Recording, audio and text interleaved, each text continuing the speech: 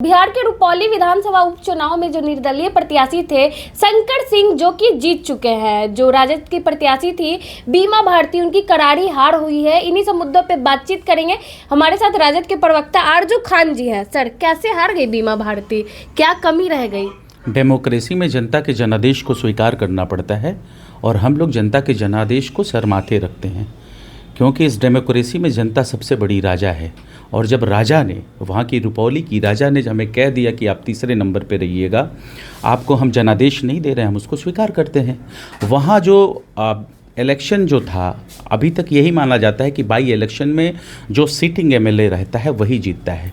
तो वहाँ तो सबसे बड़ी करारी हार तो मैं समझूंगा कि सिटिंग एमएलए थी उससे पहले बीमा भारतीय जनता दल यूनाइटेड की, और वहाँ पे पूरा इंडिया का खेमा गया था, कोई ऐसा नहीं बचा था। तो सबसे करारी हार तो जनता दल यूनाइटेड की वहाँ पे है। आप बाई इलेक्शन में भी वहाँ हारते हैं। हमने तो जनता के जनादेश को स्वीकार किया है, और इतना बड़ा कुनबा उतारने के बाद भी एनडीए का वहाँ पे करारी हार हुई है। तो हम तो हारे ज़रूर हैं, इसकी हम समीक्षा भी करेंगे और उसको आप मीडिया के पटल पे आके हम उसको बताएंगे भी। जनता ने आपको भी नकारा है सर, पहले लोकसभा चुनाव में हारती है बीमा भारती। मैं उसको एक्सेप्ट कर रहा हूँ।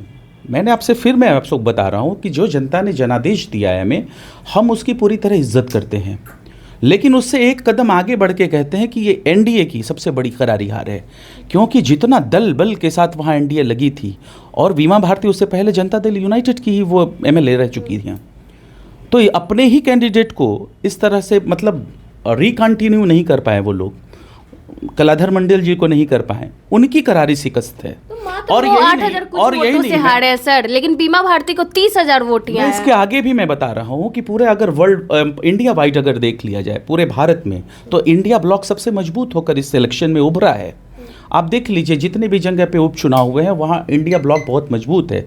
तो एक तरह से पूरा जनादेश जो है फिर से जो है भारत की जनता ने और बिहार की जनता ने ये बताने का काम किया है कि जरूर नरेंद्र मोदी जी जो है देश की गद्दी पर काबिज हो गए हैं, लेकिन जनादेश उस वक्त भी उनके साथ नहीं था, और ये उपचुनाव में भी इंडिया ब्लॉक के साथ यहाँ का जो जनता है बिहार की और देश की जनता इंडिया ब्लॉक के साथ है। सर, ये चिंता का विषय नहीं है, हाल ही में अब विधानसभा चुनाव होगा, ऐसे में बीमा भारती हार गई जो कि राजद की प्रत्याशी थी। देखिए, 2 बार हमें सबसे बड़ी लार्जेस्ट पार्टी का जो है खिताब हमको बिहार की जनता ने हमको दिया है, और हमको आने वाले दिनों में भी 2025 में भी पूरा यकीन है कि जो बिहार प्रदेश की जनता है वो फिर से तेजस्वी यादव जी को, राष्ट्रीय जनता दल को फिर से जनादेश देगी और सबसे बड़ी पार्टी के रूप में स्थापित करेगी बिहार में। लोकसभा चुनाव बीमा भारती हार गई, राजद से ही लड़ी थी, लेकिन अब विधानसभा उपचुनाव भी हार जाती है।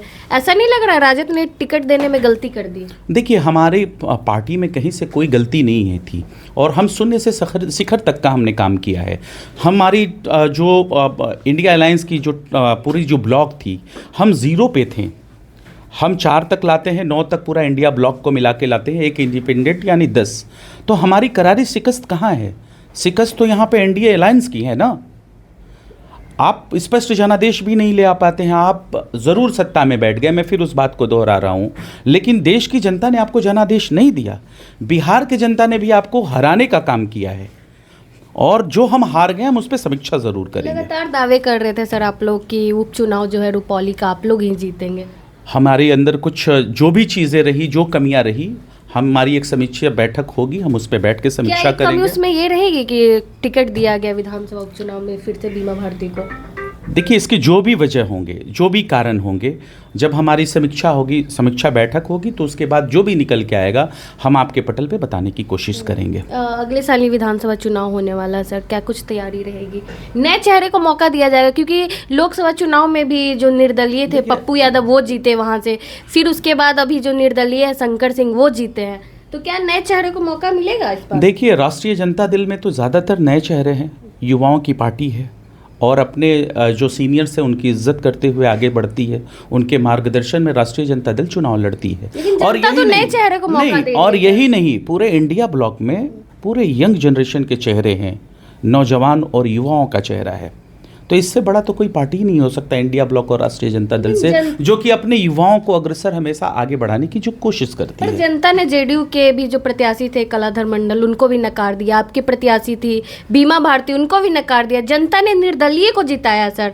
ऐसे में लग नहीं रहा कि जनता जो है नया चेहरा चाहती है? हम फिर से बोल रहे हैं कि जनता जनार्दन है, जो उन्होंने जनादेश दिया है स्पष्ट रूप से हम उसको स्वीकार करते हैं।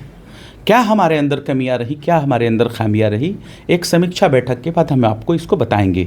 लेकिन मैं आपको फिर से आश्वस्त करने देना चाहता हूं कि 2025 में जिस तरह से बिहार की जनता ने हमें जनादेश दिया, जिस तरीके का तेजस्वी यादव जी को जो आशीर्वाद दिया, राष्ट्रीय जनता दल को जो आशीर्वाद दिया, वो निरंतर आगे बढ़ते रहेगी और उसी गति से आगे बढ़ेगी और बिहार की गति को आगे बढ़ाने में और काम करेगी। विधानसभा चुनाव 25 में है सर, बीमा भारती को फिर से मौका देंगे रुपौली से? ये हमारा शीर्ष नेतृत्व जो है वो लगातार 2 बार वो हार चुकी है। वो हमारा शीर्ष नेतृत्व जो है वो इसकी समीक्षा करेगा कि किसको टिकट मिलना चाहिए, किसको टिकट नहीं मिलना चाहिए।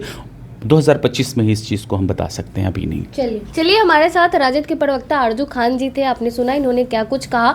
आपको बता दें रुपौली में जो विधानसभा चुनाव हुआ है, उपचुनाव, उसमें जो निर्दलीय प्रत्याशी है शंकर सिंह वो जीते हैं। दूसरे नंबर पे जेडीयू के प्रत्याशी कलाधर मंडल थे और तीसरे नंबर पे राजद की प्रत्याशी बीमा भारती थी। पहले भी बीमा भारती लोकसभा चुनाव हार चुकी थी, उसके बावजूद भी राजद ने उन्हें इस उपचुनाव में टिकट दिया। क्या यही टिकट देना राजद के लिए बहुत बड़ी गलती थी? आप कमेंट करके जरूर बताएं। धन्यवाद।